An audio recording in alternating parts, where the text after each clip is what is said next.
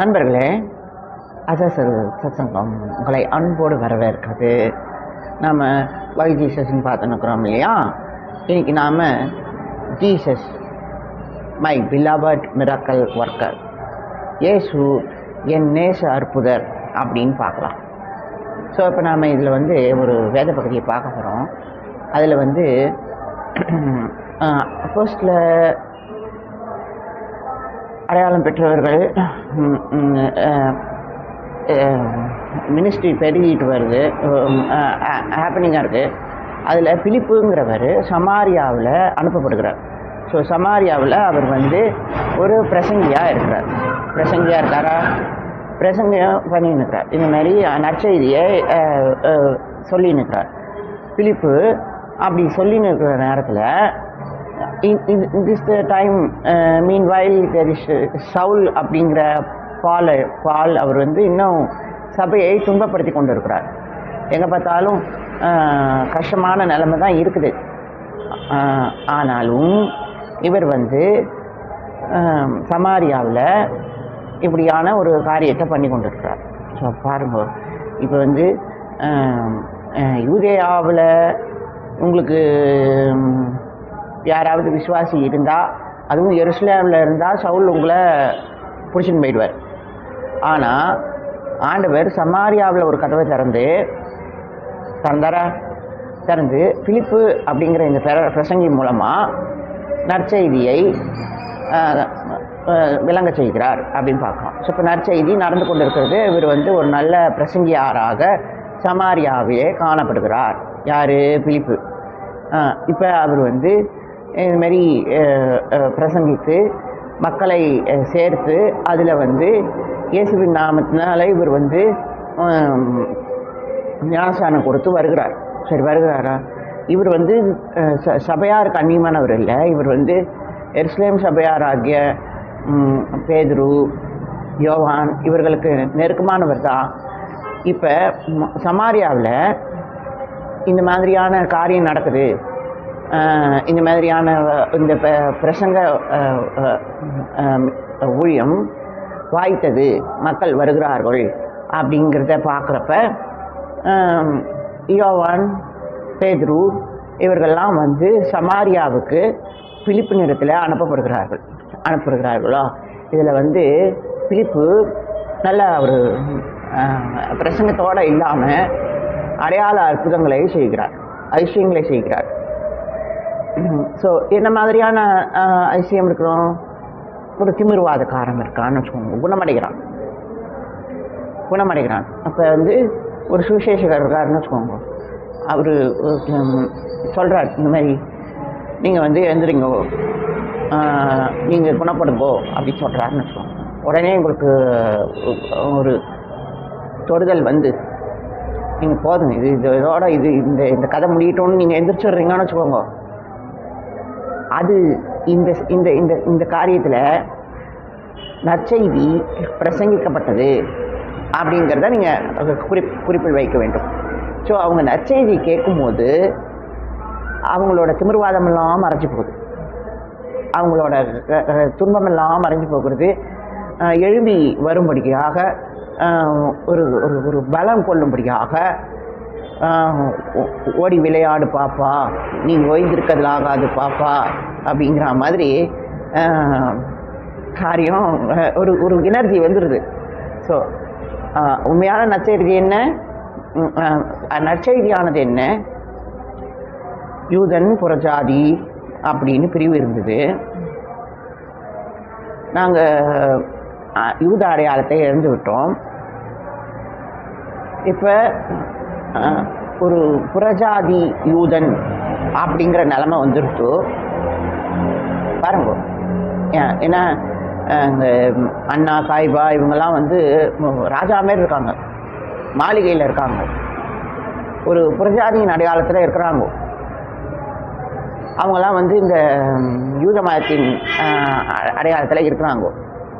So நீ வந்தாய், என்கிட்ட பேசினாய், ஏன் என்னை அறைந்தாய்? விசாரணை நடக்கும்போது ஏன் என்ன அடிச்சே அப்படின்னு ஏசப்பா கேட்குறார். அதுவும் தலைமை ஆசாரியன் அண்ணா, காய்பாலாம் இருக்கிறாங்கோ. அவங்க முன்னாடி ஏன் நீ அடித்தாய், விசாரணை முடியறதுக்கு முன்னாடி ஏன் அடித்தாய்? ஏன்னா அதுதான் வந்து அவங்களோட இது மறதி. அந்த அடையாளம் மறைந்து விட்டது, இங்கே இப்படி தான் விசாரணை நடக்கும் அப்படிங்கிற அந்த இதுவே மறந்து போச்சு.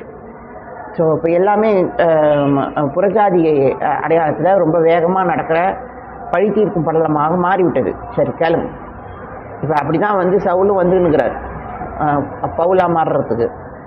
சரி இப்போ வாங்கும், இப்போ அதிசயங்கள் அடையாள அற்புதங்கள்லாம் நடக்குது.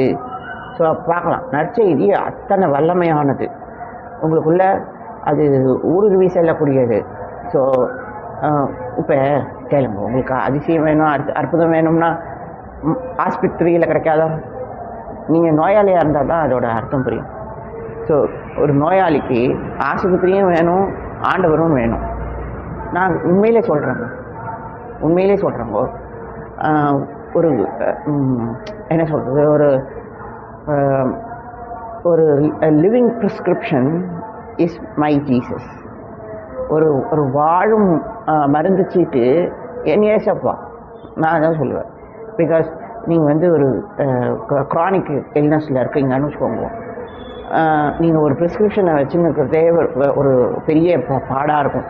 ஏன்னா உங்களுக்கு ஒரு நாள் ஒரு டோஸ் இருக்கும், ஒரு மாதம் ஒரு டோஸ் இருக்கும், 2 மாதம் ஒரு டோஸ் இருக்கும். இப்போ உங்களுக்கு ஒரு டயபெட்டிக் ஃபுட்டுன்னு வச்சுக்கோங்க, அது வெள்ளையாக இருக்கும், கருத்து போகும், செவந்து போகும், குணமான மாதிரி இருக்கும், குணமாகாது. ஒரு நேரம் இன்சுலின் போட்டுக்கணும், ஒரு நேரம் மாத்திரை சாப்பிட்ணும், ஒரு நேரம் டயட்டில் ரொம்ப கவனமாக இருக்கணும். ஸோ இப்படி தூங்கணும், எழுந்திரிக்கணும், வாக்கிங் போகணும், இப்படியெல்லாம் நிறையா இருக்குது. ஆமாம், அந்த நொண்டி காலை வச்சுக்கிட்டே நடக்கணும், அப்படிலாம் சொல்லுவாங்க. சரி நீங்கள் பார்க்கலாம். ஸோ இதெல்லாம்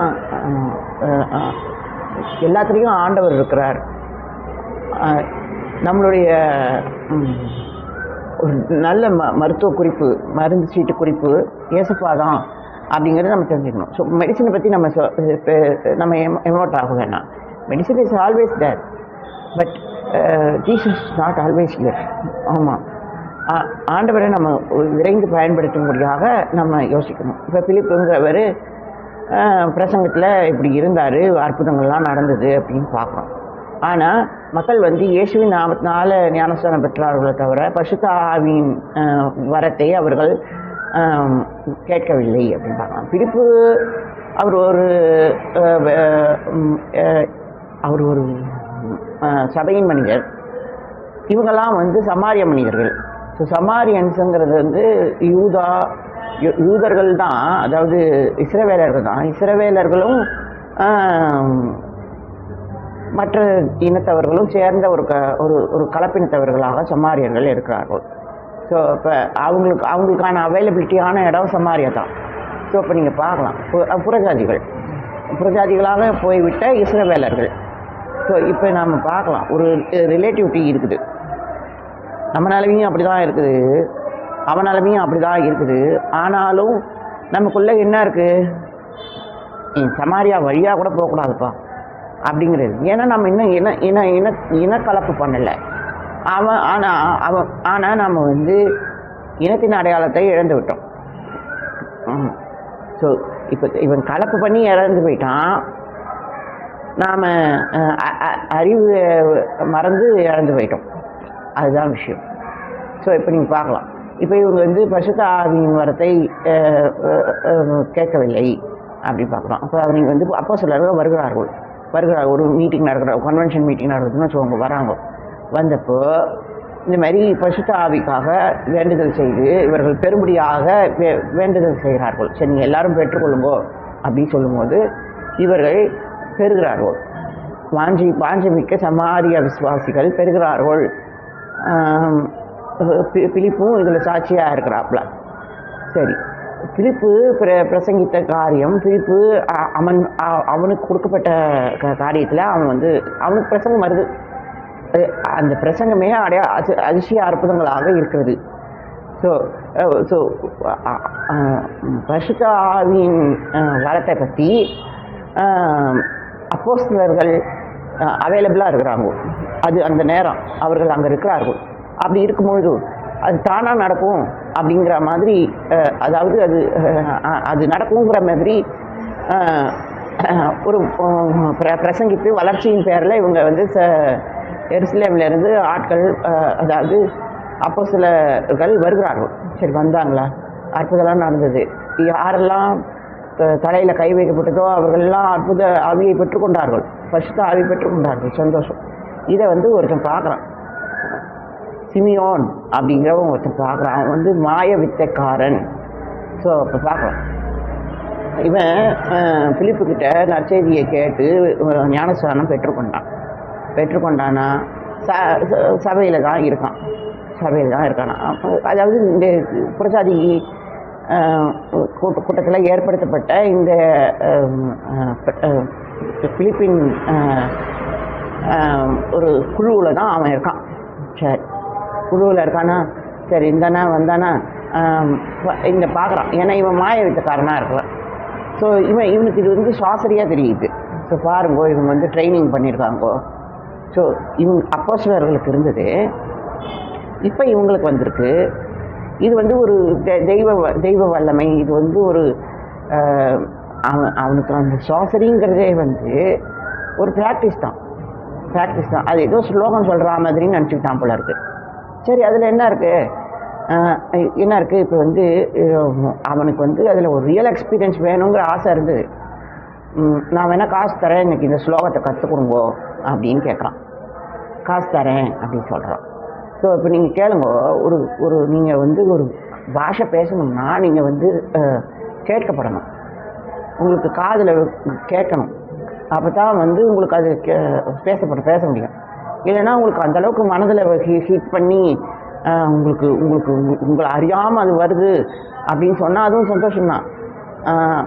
ஆவியின் கனி, கர்த்தருடைய வரம் அப்படிங்கிறத நம்ம பார்க்குறோம். சரி, ஏதோ ஒன்று. இப்போ நம்ம வந்து நம்ம இடத்துக்கு வருவோம். அந்நிய பேசுகிறது ஆவியின் நிறைவு, அதுதான் காரியம். ஸோ அப்படி நீங்கள் ஆவியின் நிறைவு அந்நிய பாஷை அப்படின்னா இது வந்து அப்போஸ்தலர்கள் வந்து பார்த்து பிலிப்பின் நற்செய்தியின் காரியத்தில் இவர்கள் வந்து ஆவியை பெறணும் அப்படின்னு சொல்லி பெற்றுக்கொண்டது நிறைவை பற்றி சொல்லுது, பரிசுத்த ஆவியின் நிறைவுன்னு. ஸோ இப்போ கேளுங்க, நீங்கள் வந்து பரிசுத்த ஆவியின் நிறைவை பெற முடியும்.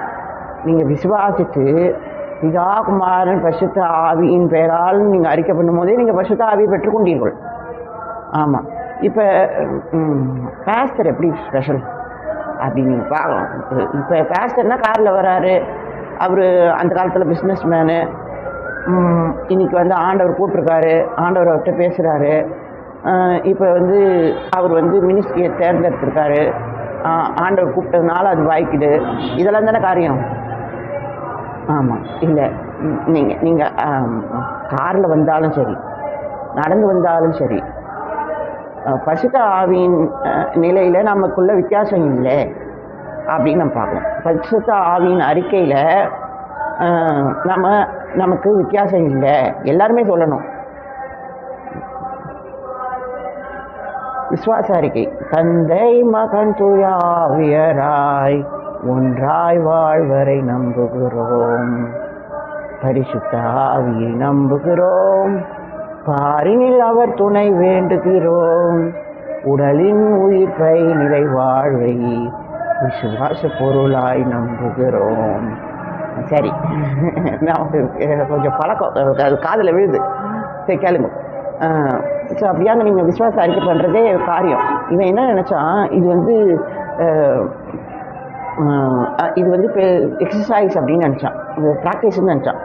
சரி, ப்ராக்டிஸ் இருக்குதா எனக்கு தெரியாது, மேபி அப்படி இருந்தால் கூட அதை பற்றி காரியம் இல்லை. ஆனால் இது வந்து இவன் ஒரு படி போகிறான் பாருங்க. நீங்கள் எப்படி ஒருத்தர் மேலே கை வச்சு, தலை மேலே கை வச்சு எப்படி வருதோ அதுமாரி நான் செய்யணும் அப்படின்னு சொன்னால் பாருங்க. சரி, முயற்சி பண்ணி பாரு. முதல்ல நீ பெற்றுக்கொள்.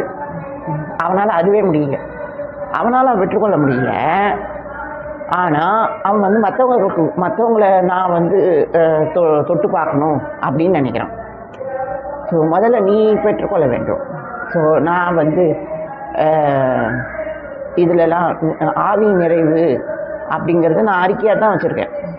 ஸோ நான் பெற்றுக்கொண்டேன்னா அது இப்போ வந்து பெந்தகோஸ்தே சபையில் ஆவியில் நிறையிறதுக்கு அந்நிய பாஷை பேசுகிறதுக்கு ஒரு மரியாதை இருக்குதா? இருக்கலாம். இப்போல்லாம் எப்படி பேசுகிறாங்க? கெட்ட வார்த்தை மாதிரி பேசுகிறாங்க. ஆமாம், குடிகார மாதிரி பேசுகிறாங்க. பேசிட்டு போட்டோம் மரியாதை காரியம் ஒரு ஒரு ஒரு கட்டத்தில் எப்படி போகுது? ஐயோ அந்த பேஷனை நீ ஏமாத்திட்டா இருப்பா, அந்த பேஷன் நல்ல ஒரு இல்லைப்பா, நான் ஆவியில் சொல்கிறேன்ப்பா அப்படிங்கிறோம். சரி, இன்னைக்கு உனக்கு ஆவி அனுபவம் வந்தது, நீ பேசினாய். ஆனால் ஆவியின் நிறைவு அப்படிங்கிற பகுதியில் உங்களுக்கு என்ன ஆரம்பிக்குதுன்னா ஒரு ஒரு நற்கிரியை ஆரம்பிக்கிறது. நீங்கள் அதை தான் பார்க்கணும். நீங்கள் அது ஆவி நிறைவுனா நீங்கள் பிலிப்பை அடையாளப்படுத்தணும். பிலிப்பு என்ன சொன்னான்? நற்செய்தி சொன்னான். பிலிப்பு ஒரு பிரசங்கி. அதிலே ஒரு பெரிய ஜனக்கூட்டத்தை சமாரியாவில் அவன் கொண்டு இருந்தானா இப்போ அப்போஸ்தலர்களே வருகிறார்கள். ஸோ அப்போஸ்தலர்கள் வந்தால் தான் ஆவியா? இல்லை, விசுவாச அறிக்கை வந்தால் தான் ஆவி. ஸோ அப்போ நீங்கள் விசுவாச அறிக்கையை கொண்டு வந்தாங்க, பரிசுத்த ஆவியை பெற்றுக்கொண்டீர்களா அப்படிங்கிற விசுவாச அறிக்கையை நீங்கள் கொண்டு வந்தீங்க, உங்களுக்கு ஆவியின் வரம் இருக்கிறது. ஸோ நீங்கள் பார்க்கலாம், நீங்கள் ஒன்றுபட்டீர்கள். அப்போஸ்தலர் மட்டும் இந்த மனுஷன் தானே, எல்லோரும் ஒன்றுபட்டு நீங்கள் கேட்டீங்கோ. நீங்கள் அதுதான் பார்க்கலாம். இப்போ பரிசுத்த ஆவியில் நிறைய இருக்குது. அன்னி பாஷை பேசுகிறதா உங்களுக்கு சர்ச்சில் பேசலாமா? அப்போ ஸ்பீக்கர் வந்திருக்காரு, அவருக்கு மரியாதை கிடையாதா? நீங்கள் சொல்லுங்கள். அவர் பேசுறதுக்காக தான் வந்திருக்கார். நீங்களும் எக்ஸசைஸ் பண்ணணும், நீங்களும் வரணும், கேட்கணும், நீங்களும் பேசணும்னு தான் அவர் வந்திருக்கார். ஸோ அப்போ நீங்கள் ஒன்றுபடணும் அப்படிங்கிறது தான் காரியம். நான் வந்து ஸ்பெஷல் ஸ்பீக்கர் வராரு, ஒரு ஸ்பெஷல் பாஸ்டர் வராரு, அவர் பேச போகிறாருன்னா சந்தோஷம். நான் ஆவி நிலைமையில் இருப்பேன், அது விசுவாச அறிக்கை நிலைமையிலாவது இருப்பேன். காத்திருந்து சந்தோஷம் அப்படின்னு சொல்லுவேன். ஸோ பிதாகுமார் பரிசுத்த ஆவியில் எது அவருக்கு வாய்க்குதோ அது எனக்கும் வாய்க்கட்டும் அப்படின்னு நான் கேட்டுக்குவேன், ஜெபம் பண்ணிக்குவேன். அவ்வளோதான். இப்போ இந்த பிலிப்போட உதாரணத்தை பாருங்க, ரொம்ப நல்ல உதாரணம். ஏன்னா இவன் வந்து இவன் சாசரரே வச்சுருக்கான், கூட ஒரு மந்திர மாயஜாலக்காரனை வச்சுன்னுக்கிறான். ஆனால் அவன் இருக்கிற வரைக்கும் அமைதியாக இருந்தான். ஸோ பார்க்கலாம். இப்போ இவன் வந்து ஏன் கன்வென்ஷனில் அந்த ஸ்பெஷல் ஸ்பீக்கரை பார்த்து இவன் ஏன் எமௌண்ட் ஆகணும்? இந்த இவன் அவன் பேர் என்ன? சிமியோன் சொல்லுங்க. சிமியோனா சரி, ஏதோ ஒன்று. சரி, இவன் ஏன் அவரை பார்த்து இது பண்ணணும்? சீமோன் அவங்கள பார்த்து ஏன் எமோஷன் ஆகணும்? ஸோ இவங்க எருசலேம் தான் வந்திருக்காங்கோ அப்படிங்கிற ஏதோ ஒரு இன்டென்ஷன். ஸோ நீங்கள் பார்க்கலாம், எருசலேமில் பேதுருவுக்கும் யோவானுக்குமே அங்கே இது இல்லை. எப்போ வந்து பவுல் வருமா, எப்போ பிடிச்சின்னு போவான்னு தலைவர் யாருன்னு தேடினுக்கிறான். ஆனால் இவங்க வந்து அப் டு ஜெருசலம்ங்கிறான். இவன் யார்? இன்னும் இவனுக்கு வரவும் இல்லை, இவன் பழகவும் இல்லை. ஆனால் இது நான் வந்து பொய்யா பேசிடுவேன், பொய்யா எக்ஸசைஸிங்காக செஞ்சிடுவேன் அப்படிங்கிறான். நீ என்ன வேணால் செய், ஆனால் நீ இருந்தது பிலிப்பு கூட. நீ இருந்த சபையில் நீ சாட்சியாக இல்லை. ஆனால் நீ வந்து அவர் எருசலேம்லேருந்து வந்தார், நான் அவர் கூட துணையாக போயிடுவேன் அப்படின்னு சொல்கிறார். ஸோ இது கஷ்டம். இது really it's very happening issue. Okay, சரி. அப்போ நம்ம பார்க்கலாம், நாம் துணை கொள்வது யாரை? அதை நம்ம பார்க்கணும். நாம் துணை கொள்வது ஒரு பிரசங்கி, நற்செய்தி, இதெல்லாம் நல்லா தானே? அப்படி இருக்கும்பொழுது நீ வந்து துணையாகவே, அதாவது அப்போஸ்தல அடையாளத்தையே நான் கேள்வி கேட்பேன்னு சொல்கிறது தவறு பிரியமானவர்களே. ஆனால் அவன் போயிட்டான், அந்த அளவுக்கு போயிட்டான். சரி, அப்போ அப்போ அப்போ இன்னும் ஒரு ஒரு ஒரு கஷ்டம் இருக்குதா? ஆவியானவரின் அந்த அந்த வரத்தை பெறுவதில் கஷ்டம் இருக்கிறதா? எனக்கு தெரியாது. ஆனால் நான் வந்து பரிசுத்த ஆவியை பெற்றிருக்கிறேன், அது எனக்கு தெரியும். பட் இந்த மாதிரியான ஆவி நிறைவு அப்படின்னு சொல்லப்படுகிற காரியம் அது வந்து கிரியின் ஆரம்பம். ஆண்டவர் ஏதோ ஒரு விஷயத்தில் உங்கள் நாவலை விட்டுருக்கிறார். நீங்கள் அதை கிரியை செய்யும்படியாக, அதை ஏற்கும்படியாக கிரியை கிருபை மாற்றமடைந்து, அதாவது கிருபையாக கிரியா மாற்றமடைந்து கிரியை ஆன்மாவாக மாறணும். இப்போ கிரியை ஆன்மா உங்களுக்கு நிறைவான ஆவியோடு உங்களுக்கு லட்சியமாக இருக்கிறது. ஸோ அப்போ உங்களுக்கு ஒன்று நல்ல இது இருக்குது, நல்ல காரியம் இருக்குது. ஆனால் நீங்கள் பிலிப்பை பாருங்க, அவன் நல்ல பிரசங்கி. ஆமாம், அவனுக்கு எருசலேமின் யோவான் பேதுருவோடு நல்லுறவு இருக்குது. அதுதான் முக்கியம். நீங்கள் என்னவா இருக்கீங்கிறது முக்கியம் இல்லை, நீங்கள் யாராக இருக்கிறீங்கிறது தான் முக்கியம். நான் வந்து நிறைவான ஆவியின் அறிக்கையை வச்சுருக்கிறேன், அதாவது விசுவாச அறிக்கையை வச்சுருக்கிறேன். ஸோ நிறைவான ஆவிங்கிறது ஒரு நல்ல கிரியை, ஆன்மா அடையாளத்துக்கான கிரியை அப்படிங்கிறத நான் விசுவாசிக்கிறேன். நான் இன்னமும் ஆன்மாவாக அடையாளப்படுகிறேன். இயேசு என் நேசர் அப்படிங்கிறதுல எனக்கு கஷ்டம் இல்லை. It's work for me. ஒரு மிட்டாய் மாதிரி. சரி, சந்தோஷம். நீங்கள் பார்க்கலாம், யூத கலாச்சாரம், ஆன்ம கலாச்சாரம், அதில் வந்து ஆவி எப்போ வருதுன்னு கேட்டிங்கன்னா ஆதாம்கிட்டேருந்து வருது. ஆதாம் தான் இப்போ ஆவியை கொடுத்தார், ஜீவாத்மா ஆனான்னு சொல்கிறது.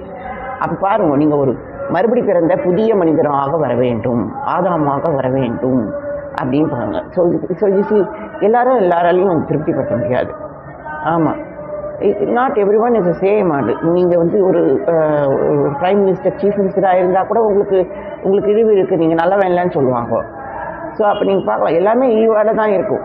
இழிவு இல்லாமல் உங்களால் ஒரு ரூபா கூட சம்பாதிக்க முடியாது. ஆனால் அதுக்காக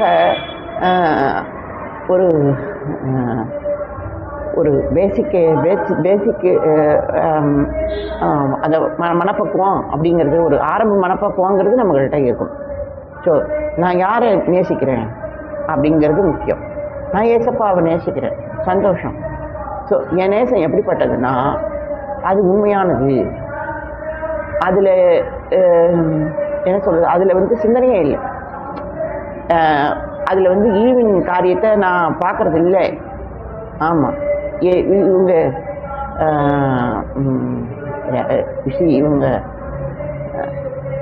இப்படி தான் அப்படின்னு சொல்கிறாங்களோன்னு அந்த ஈவு என்கிட்ட கிடையாது. அப்போ நான் எப்படி நீங்கள் சொல்லுங்கள். இவங்கெல்லாம் ஆவிப்பா. நானா? நீங்கள் அப்படியெல்லாம் என்ன யோசிக்க முடியாது. ஏன்னா ஆவிங்கிறது ஆண்டவரோடது.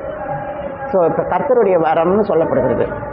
ஸோ அப்போ அவர் அதில் பொறுப்பாக இருக்காங்கும் போது எல்லாமே நல்லபடியாக நடக்கும். ஸோ பார்க்கணும். இப்போ நீங்கள் பேசுகிற குறை சொல்கிறீங்கோ, ஏமாந்துட்டு தான் சொல்கிறீங்கோ, யூசி நீங்கள் அப்புறம் என்ன நீங்கள் ஆவியை பெற்றுறீங்கோ? கர்த்தரின் வரத்தை நீங்கள் ஏன் பேசுகிறோட கலந்துக்கிறீங்க? No not like that. இந்த சாஸ்திரர் இருக்கான் பார்த்தீங்களா, இந்த சீமோன், இவனை போல் நீங்கள் நடந்துக்கிட்டீங்கன்னு தான் அர்த்தம். ஆமாம், நீங்கள் பொய்மை பண்ணிவிட்டு பேசுகிற பொய்யன்னு சொல்கிறதுல என்ன அர்த்தம் இருக்குது? ஸோ நீங்கள் பார்க்கலாம். ஸோ பேசுகிற கர்த்தர் நீங்கள் அதை புரிச்சுக்கணும். நான் I work for Jesus, to this. இந்த மினிஸ்ட்ரியும் ஆண்டவருக்காக தான் வேலை செய்யுது. So we are here in Church of Glory, Gorimedu. அவர் honourable senior pastor Narayana Pillai Gandhi, அவர் நம்மளாண்ட இந்த நேரத்துக்கு கொடுத்ததுக்காக நாங்கள் நன்றி சொல்கிறோம். ஸோ கேளுங்க,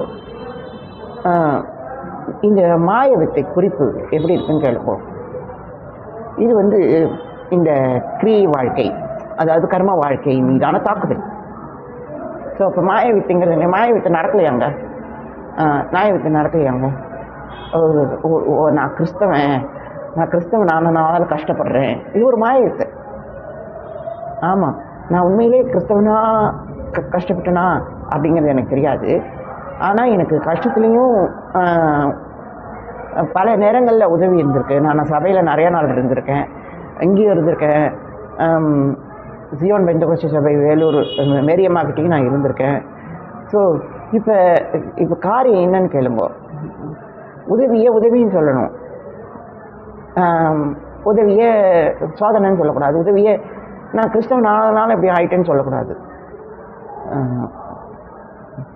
உங்களுக்கு தெரியும், ஒருவர் ஐம் நாட் ரிலீஜியஸ். ஆமாம், நான் ரொம்ப இதில் போயிடுறேன். But issue is religion is not at all an issue. Religion அது மாறிடுங்க, அது தானாகவே மாறிடும். இப்போ மக்கள் அறிவடைந்து விடுவார்கள். அப்போ என்ன பண்ணுவீங்க? நீங்கள் அப் டு ஜெருசலேம்னு சொன்னீங்களே, உங்கள் இலக்கு எருசலேமா இருந்ததே.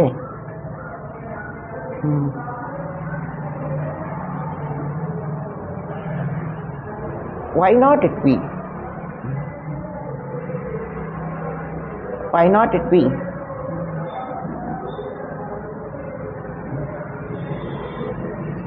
இயேசுவை போல பேசணும், இயேசுவின் மகிமையாதினால் நிறைந்து வாஞ்சிக்கிறேன். இயேசுவை பார்க்கணுங்கிற ஆசை இருக்காண்ணா எனக்கு இருக்கு. I'm up to Jerusalem. இப்போ கேளுங்க, எருசலேம் ஆன்மா. ஆண்டவர் எருசலேமை பார்த்தார், அழுதார். ஆனால் ஆண்டவர் பரிசுத்த ஆவியை தேர்வு செய்து கொண்டார். நீங்கள் பார்க்கலாம், ஆண்டவரே என்ன நான் உனக்கு ஒப்பு கொடுக்குறேன், அப்பா தந்தையே உன்னை ஒப்பு கொடுக்குறேன். ஆனால் அவர் எருசலேமை தேர்ந்தெடுத்தாருங்க. நீங்கள் பார்க்கலாம், அவர் ஆன்மாவை தேர்ந்தெடுத்தாருங்க. அவர் நம்மடவாங்க. ஆனால் கேளுங்கோ, அவர் ஒப்பு கொடுத்தார். ஸோ நான் போவேன், பரமதந்தை இடத்துல பரிசுத்த ஆவி கேட்பேன், ஒரு ஆவியின் இதை கொடுப்பேன், கலாச்சாரத்தை பூமி காணும்படி ஆண்டவர் இடத்துல விண்ணப்பம் பண்ணுவேன் அப்படின்னு சொன்னார். போனார், விண்ணப்பம் பண்ணார், பரிந்து பேசினார், ஆவியானவர் பெறப்பட்டார். சரி, நீங்கள் அதுதான் பார்த்துக்கணும். ஸோ அப்போ இப்போ நாம் என்ன சொல்கிறோம், அவருடைய நேசம்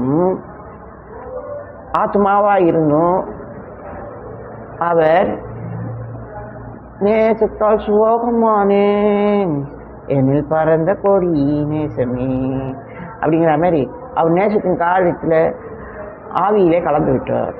பிராண நேசன்றாங்களா, பரிசுத்த ஆவி. பிராண நேசத்தில் அவர் நம்மளுடைய ஆன்மாவை கலந்து விடுகிறார். ஸோ நீங்கள் பார்க்கலாம், அப்போ நீங்கள் ஆவியை பெற்றீங்கன்னா ஆன்மாவை பெற்று வளர்ச்சி அடைய வேண்டும் அப்படின்னு பார்க்குறோம்.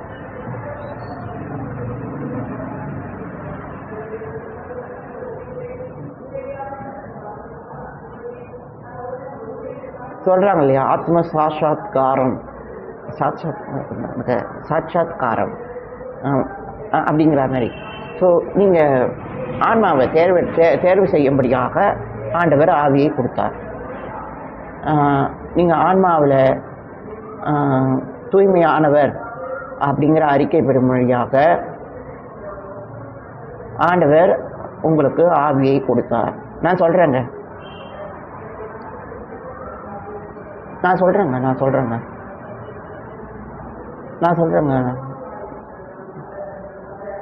Jesus is Holi.